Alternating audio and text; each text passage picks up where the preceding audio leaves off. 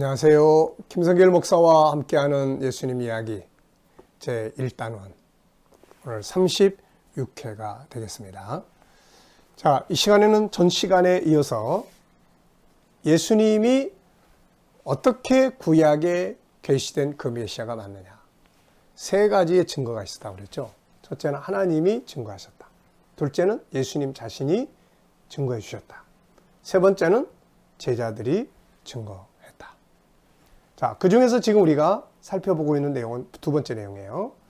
예수님 자신이 자기가 구약에 계시된 구세주가 맞다. 그러면서 증거한 내용이 세 가지인데, 첫째는 말씀을 통해서 모세오경 속에 기록된 게 바로 나야. 근데 이것만 가지고는 자기가 자기에 대해서 이야기를 하기 때문에 유대인들이 당신 자신을 메시아로 하는 게 맞냐 이렇게 이야기했어요. 그랬더니 두 번째, 그러면 내가 하는 그 일을 보고 내가 메시아인 걸 믿어라. 자, 구약에는 메시아가 오면 어떤 사역을 할 것인지를 쫙 설명해 놨어요. 예수님이 그 사역을 하신 거죠. 바로 자유케 하는 사역. 죄에서, 죽음에서, 질병에서, 문제들 앞에서, 귀신에게 묶인 데서 다 자유케 했어요. 이런 일을 할 수 있는 사람은 아무도 없어요. 어쩌다 한번 기적을 일으킬 수 있을지는 몰라요. 그런데 그냥 기적이 일인 것처럼 행하셨던 분은 예수님 한 분밖에 없습니다. 그래서 예수님이 나를 믿지 못할지라도 내가 하는 그 일은 메시아 사역이니까 이건 믿으라 이렇게 말씀을 하신 거죠. 자, 근데 이것보다 이게 더 확실하고 이것보다 더 확실한 것이 십자가 사건이에요. 자, 그러면 이제 교재를 한번 보겠습니다. 138페이지가 되겠습니다. 이거 아주 중요한 거예요. 예수님이 구약에서 오시리라고 예언하신 메시아라는 사실을 가장 분명하게 보여준 사건은 십자가 사건이다. 예수님이 누구인지, 그리고 그분이 정말 인류를 구원하러 오신 구세주인지는 그분의 삶만이 아니라 십자가 사건을 이해해야 합니다. 나이 30세에 33살에 십자가에 죽으셨어요. 그것도 피할 수도 있었는데, 안 죽을 수도 있는데 그 길을 걸어갔어요. 도저히 이거 일반적으로는 이해할 수 없는 일입니다. 네. 자, 그러면 이제 우리가 이 사건이 왜 벌어지게 됐는지 이런 것들을 우리가 한번 쭉 살펴보죠. 자, 첫째, 구약에 하나님께서 창세기 3장 15절 이하에서 메시아를 보내겠다고 이야기했잖아요. 도대체 메시아를 왜 보내셔야 됐던 걸까요? 구약에서 메시아를 보내는데 메시아를 도대체 왜 보내시는 걸까요? 뭐 때문에? 하나님이 메시아를 왜 보내는 걸까요? 자, 1번을 보겠습니다. 하나님께서 메시아를 보내시겠다고 약속하신 이유가 뭔가? 도대체 무엇을 하라고, 뭘 하려고 세상에 메시아를 보낸 것인가? 자, 메시아의 역사는 신약에서 시작된 게 아니라 이미 구약에서부터 시작됩니다. 그렇다면 구약에서 하나님이 메시아를 보내시겠다고 약속하신 이유를 잘 알아야 되는데, 이유가 무엇인가요?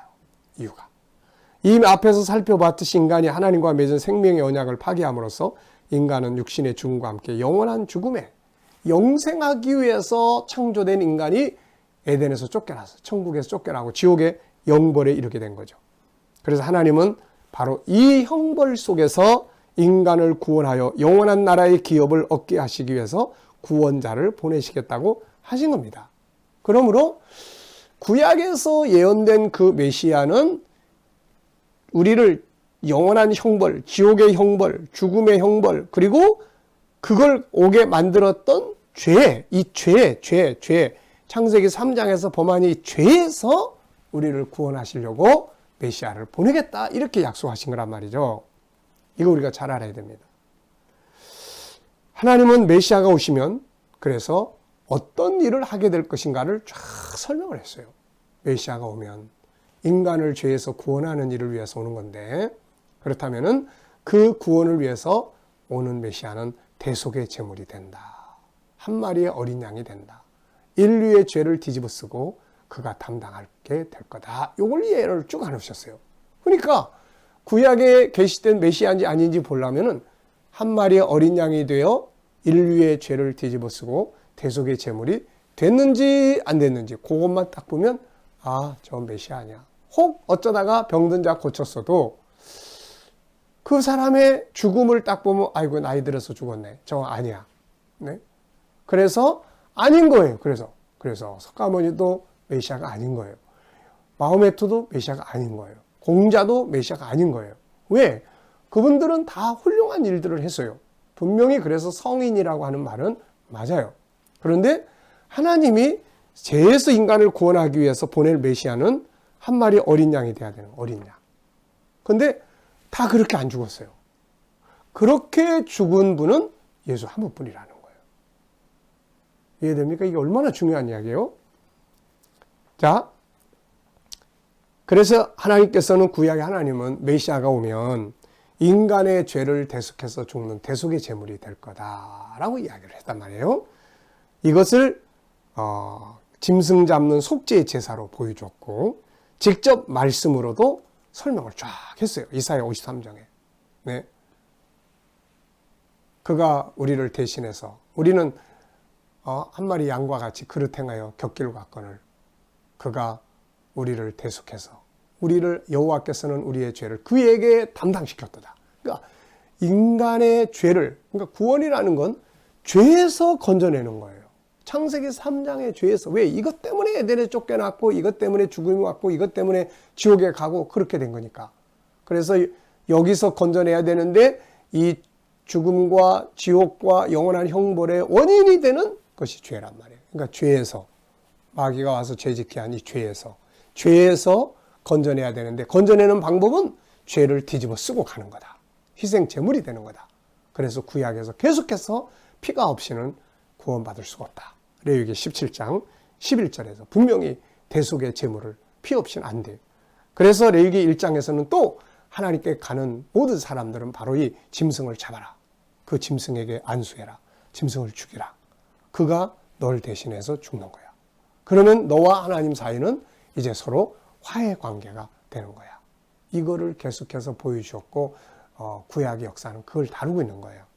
자, 그렇다면은 구약에서 예언된 메시아로 오시는 분은 단지 백성을 도와주고 능력을 일으키고 기적을 일으키는데 그쳐서는 안 되는 거예요. 그것만 가지면 참 대단한 선지자네. 이건 되는데 메시아네, 구세주네 이거 안 되는 거예요. 구세주는 병 고쳐주는 게 아니에요. 구세주는 뭐 기적을 일으켜서 물을 포도주로 만드는 게 아니에요. 그게 아니고 메시아, 구약에 예언된 메시아, 이사야 53장 얼마나 명확하게 이야기했어요. 우린 다 양과 같아서 그릇 행하여 곁길로 갔거늘 여호와께서는 우리 무리의 죄악을 그에게 담당시켰도다. 우리의 죄를 담당해서 어린 양이 돼서 죽어야 될 그분이 메시아란 말이에요. 인류 역사상에 그런 분 누가 있나요? 성인이라고 하는 분들 다 훌륭해요. 그런데 인류의 죄를 대신해서 속죄의 제물이 된 사람 누가 있나요? 이 역사 속에 등장한 수많은 인물들 중에 예수 한 분뿐이란 말이죠. 이게. 네. 그래서 저분만이 구원자구나. 저분이 바로 그분이구나 라는 걸 믿을 수 있게 되는 거예요. 이보다 더 확실한 증거가 어디 있습니까? 세상에 어떤 성인도 인간의 죄를 대신해서 죽은 자는 없어요. 예수 그분에게만 인류를 대신해서 죽으신 십자가 사건이 있는 겁니다. 이것이 바로 그가 성경에 계시된 참된 메시아임을 분명히 증거해주는 사건이에요. 이것이 만약에 예수님에게서 없었다면 역시 예수님도 메시아로 인정받을 수 없었던 거죠. 세상에 수많은 성인들이 있죠. 그들이 메시아 구원자가 될 수 없는 가장 중요한 이유는 속죄의 제물이 되지 않았기 때문에요. 그들 중에 누구도 인간의 죄를 대속해서 위해서 대속의 죽음을 당해준 사람은 없습니다. 오직 그분은 예수 한 분뿐이에요. 그래서 그분만이 성경이 예언한 그리고 하나님이 보내신 유일한 구세주다. 이렇게 우리는 확증할 수가 있게 되는 겁니다. 자, 아무리 선한 일을 많이 하고 불쌍한 사람을 많이 도와줬다 할지라도 인간을 죄에서 구원하기 위해서 자기를 속죄의 제물로 드리는 사건이 없다면 그는 성인은 될 수 있지만 구세주는 될 수가 없다 하는 것을 우리가 꼭 기억을 해야 되겠습니다. 자, 그렇다면은 구원이라는 게 도대체 뭐예요? 구원. 자, 139페이지 보면 구원이라는 게 도대체 뭔지를 쭉 이야기를 했습니다. 전에도 한번 이야기했을 거예요. 이 구원의 부분. 자, 구원의 부분. 요걸 우리가 잘 이해를 하시면 됩니다. 인간은 3장에서 죄를 지었어요. 그리고 에덴에서 쫓겨납니다. 에덴에서 쫓겨나니까 어떻게 돼요? 사람이 병들어요. 약육강식이 지배해요. 죽음이 와요. 삶의 고통과 괴로움이 있어요. 자, 이거는 원인이 여기에 있는 거예요. 마지막에는 인간은 다 지옥불에 들어가는 거예요. 이게 가장 무서운 형벌이에요. 근데 그렇다면은 사람들은 이런 데서 자기를 건져주기를 바라는 마음이 있죠. 그래서 힘 있는 사람, 영웅을 찾아 나서고 따라다니는 거예요. 그래서 세상은 이 현실적 창세기 4장의 그 고통 속에서 건져주기를 바라는 거예요. 이게 세상이 말하는 구원의 개념이에요. 근데 인간이 정말로 구원받아야 될 중요한 문제는 창세기 3장이에요. 왜? 이 모든 문제가 어디서부터 왔어요? 죄예요. 죄. 이 죄에서 구원을 받아야 되는 거예요. 그래서 창세기 3장에다가 구원의 출발점을 두는 사람들은 다, 구원은 죄에서 건져내는구나. 죄사함 받는구나. 죄사함을 받으면 우리가 다 지옥까지 안 가고 천국 가고, 또 주님 오시는 날 죽음 자체가 사라지는구나.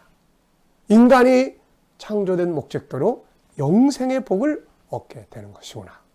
이거를 알게 되는 거예요. 그런데 그걸 창세기 3장을 모르는 사람들은 창세기 4장, 아유 배고파, 누가 먹을 거 안 주나, 먹을 것 갖다 도와주면 야 우리의 구세주야, 이렇게. 몸이 아파, 병들어서 치료받게 해주면 야 우리의 구원자. 네, 이 차이점이 있다는 것을 꼭 기억하시기 바랍니다. 그래서 죄에서, 여기서 건져내려고 노력하고 헌신했던 사람들은 굉장히 많아요. 그들을 우리는 성인이다, 이렇게 이야기를 해요. 그런데 여기서 우리를 구원하실 분은 딱 한 분밖에 없어요. 예수 그리스도. 십자가 사건이에요. 그래서 여러분들이 가지고 계신 교재 139페이지부터 쭉 보시면 성경적인 구원론과 세상이 말하는 구원 문제, 그리고 성경적 구원론에 해당하는 구원자는 바로 예수 그리스도 한 분이에요. 자, 그래서 145페이지 보시면은 왜 예수는 우리의 구원자가 될 수 있는가?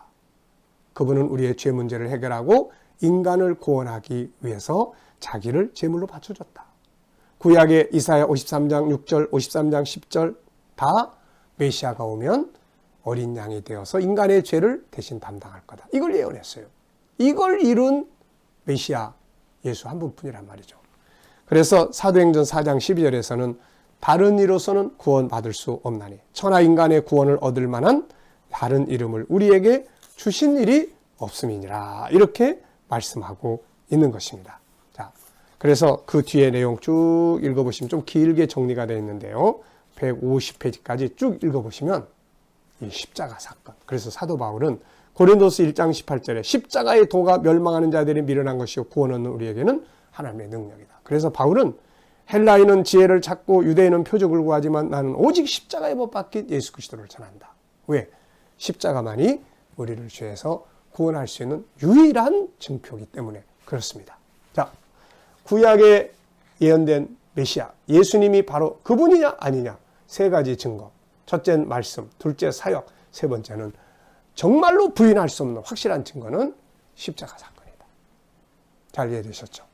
이것 때문에 예수님, 우리가 믿는 예수님이 바로 우리 인류의 구세주시며, 그리고 구약에 예언된 메시아, 그분이 틀림없다, 이렇게 믿을 수 있는 것입니다. 자, 이 시간 말씀 여기서 마치겠습니다. 감사합니다.